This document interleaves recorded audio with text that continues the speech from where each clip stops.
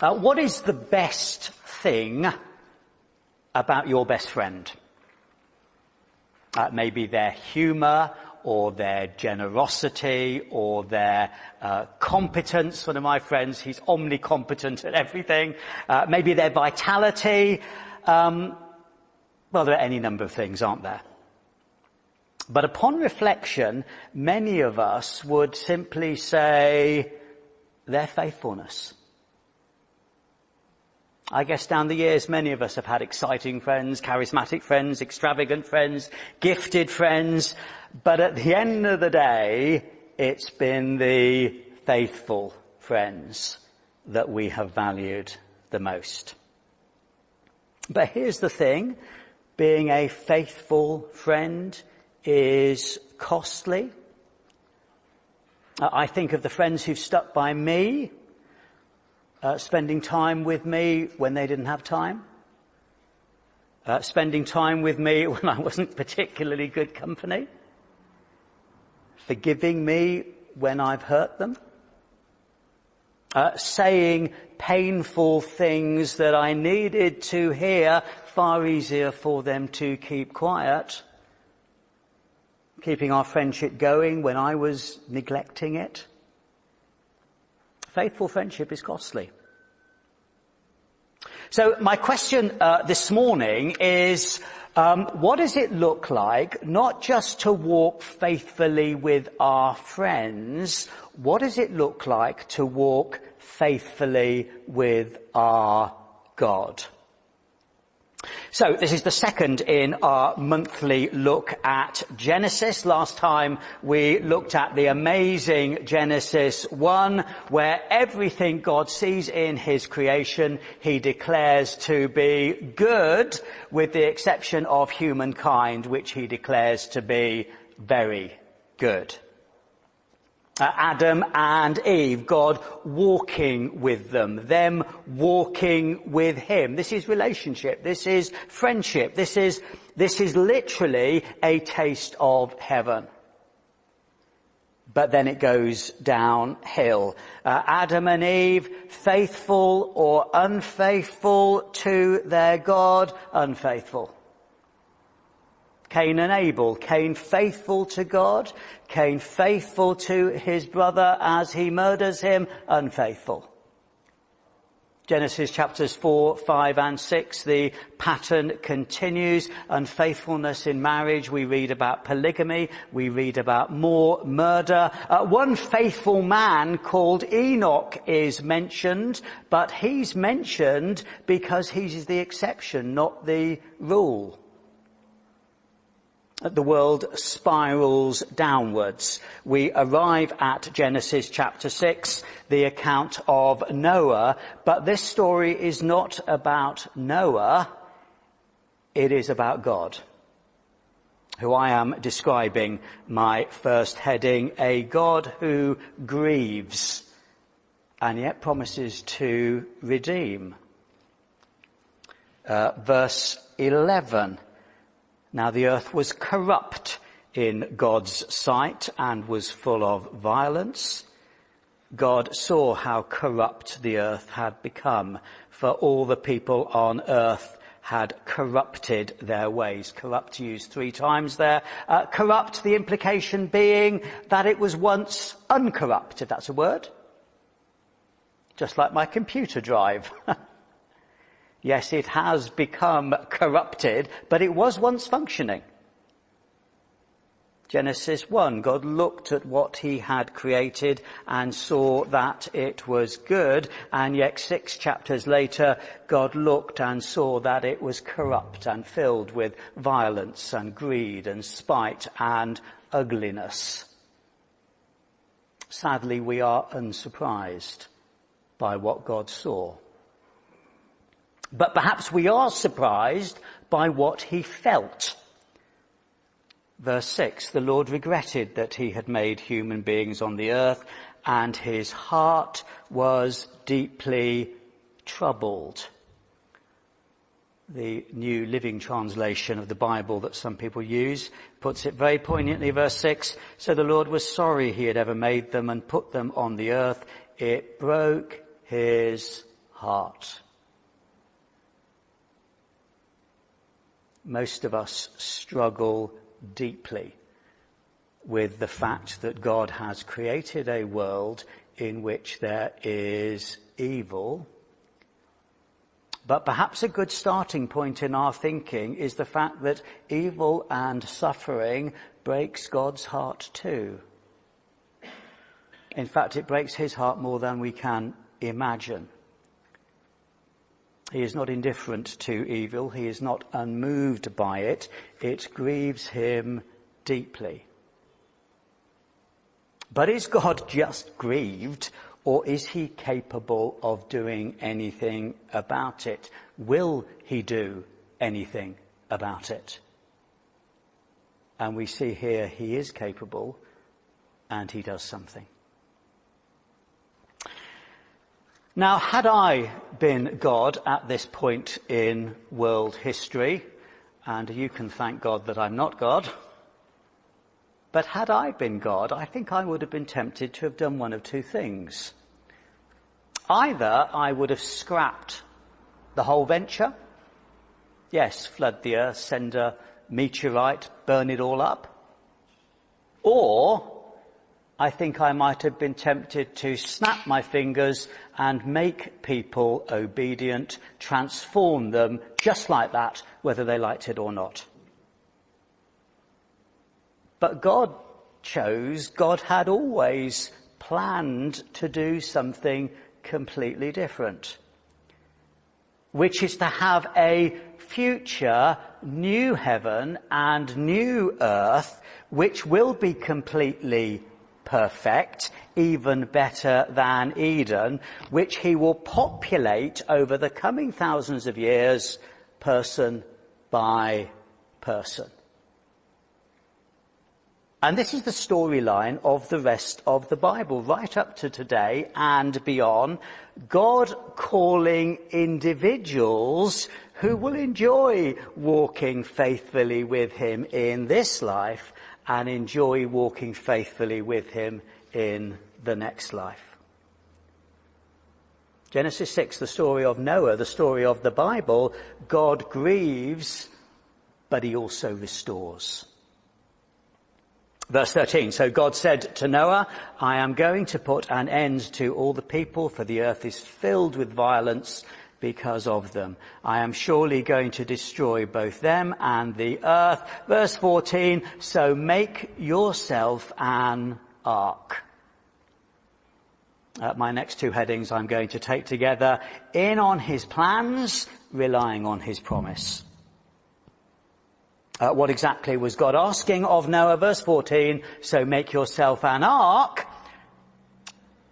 I say this gently. We do here, at this point, I think, need to move away from our children's picture books with a 30-foot boat that Noah and his mates had knocked up over a few weekends, with those lovely fluffy giraffes poking their head out of the top, cuddled up to a baby kangaroo, and everyone dancing around this canal boat, wishing this happy ship bon voyage,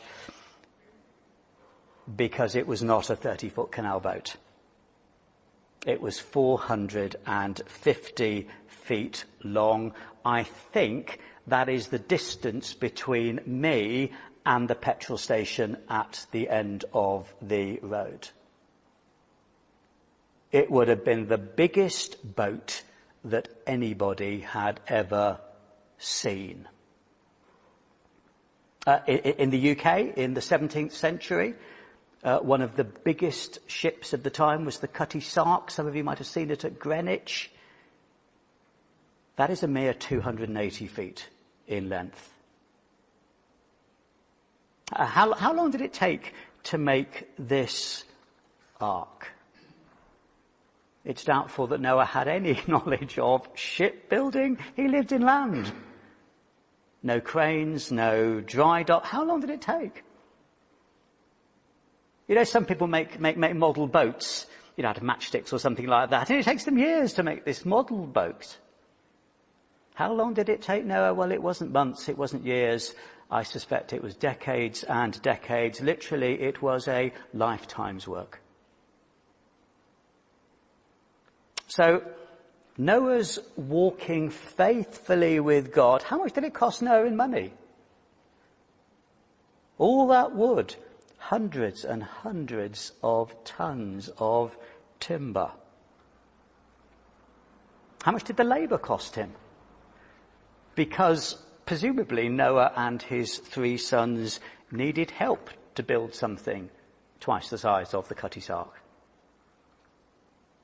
And when the moment came to get into that ark, what did it cost Noah then?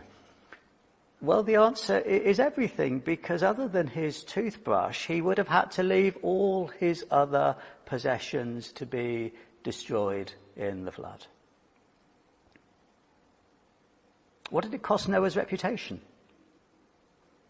The conversation might have gone something like this. Noah, what are you doing? Building a boat. Noah, there's no water, we're inland. Why are you building a boat? Because it's going to rain. What makes you think it's going to rain? Because God, who 6 chapters ago made us, is now going to stop the ongoing evil.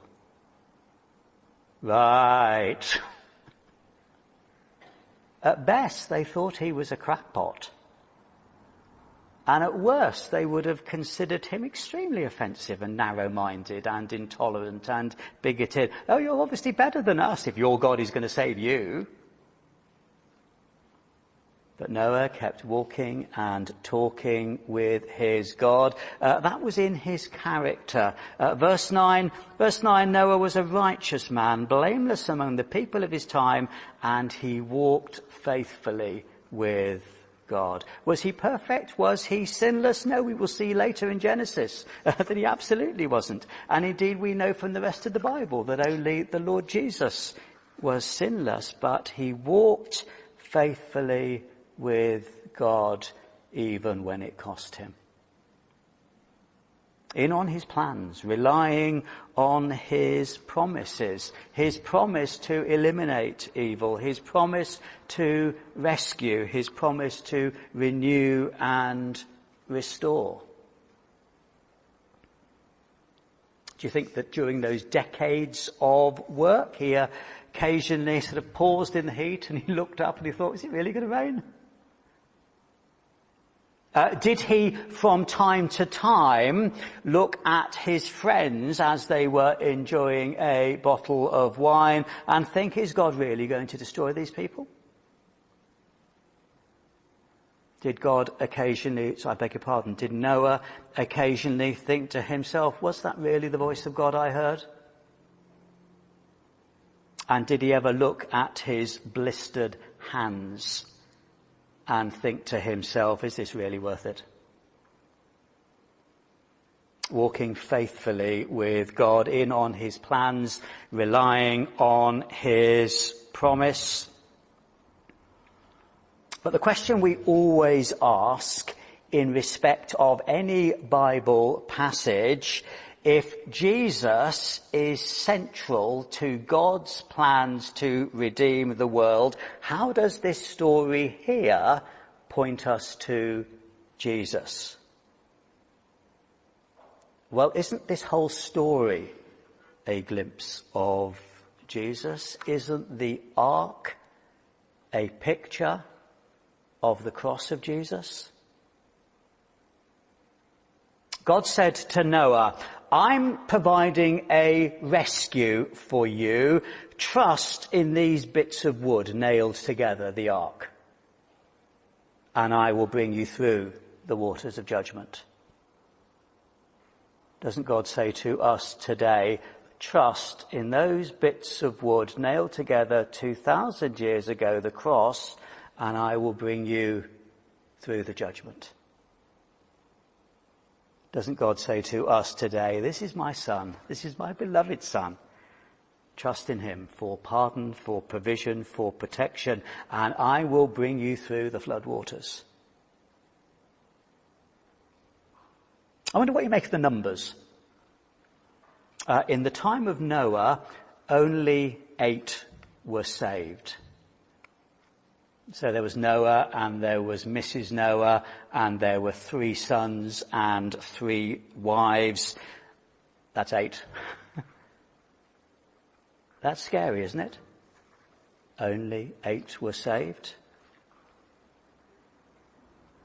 There is a sense that every blow, and I think the author of the book of Hebrews picks up on this, there is a sense that every blow of Noah's hammer was an opportunity for people to stop and ask and ponder and evaluate. And yet they chose not to walk faithfully with Noah and his God. Only 8 were saved. That is chilling. But gloriously, in the new heaven and the new earth, we are promised that there will be more than 8 people from each generation. We are promised a countless multitude from every nation, tribe, language and people who have not been rescued by the wooden ark of Noah, but by the wooden ark of the Lord Jesus.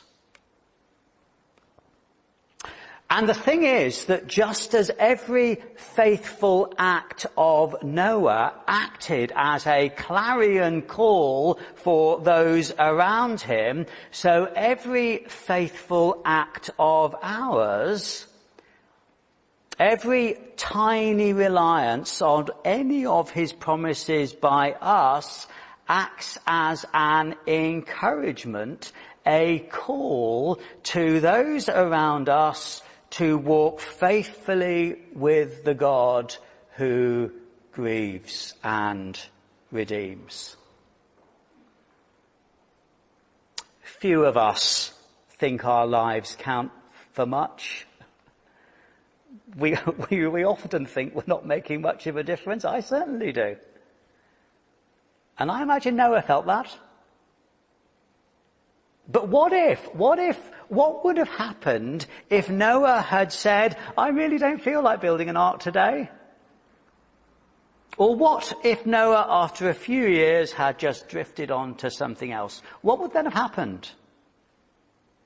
Well, Noah would not have been saved, and his family would not have been saved. And Noah's neighbours would not have seen him at work, would not have had the opportunity to ask questions of what he was doing and why he was doing it. But furthermore, has this struck you, had Noah given up, you and I would not be here. We wouldn't be here. Had Noah been unfaithful, mankind would have ended then, and billions of people would never have lived. God assures us that just as Noah was deeply significant in his cosmic plans, each of us is too. How wonderful is that? Because it means that as we seek to walk faithfully with him in the context of the people that he has uniquely placed us alongside, in our families, in our streets, in our church, in our workplaces, as we are inevitably changed by the Lord as we walk ever closely with him, as inevitably we become more like him, our views, our priorities, our behaviours change. Often that is perplexing to people around us. But occasionally, if we are on the lookout, someone will ask us something about being a Christian. They may do it directly, or they may do it more subtly. But through you, God can speak to them his wisdom for their situation. Amazing, isn't it? I bet Noah felt lonely and insignificant at times, but he turned out to be deeply significant in God's plans. Why do you walk with God? Is it because you were created to walk with him? Is it because of the promised blessing that comes to us, to others, to future generations? Is it because he's our rescuer? Your rescuer? Or is it because every time we look at him and his love and his sacrifice, his spirit somehow connects with our spirit and we are irresistibly drawn to walking with him? Walking and talking and listening and obeying and trusting and persevering. Amazing, isn't it? I just realised I've used that word too much. Amazing. I'll use it again. Amazing. This is amazing. Just as surely as Noah was saved by the ark, so Christian, you are saved by the cross of Jesus.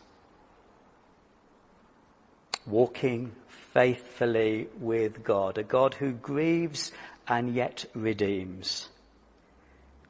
In on his plans, relying on his promises. Yeah, this is the people we want to be.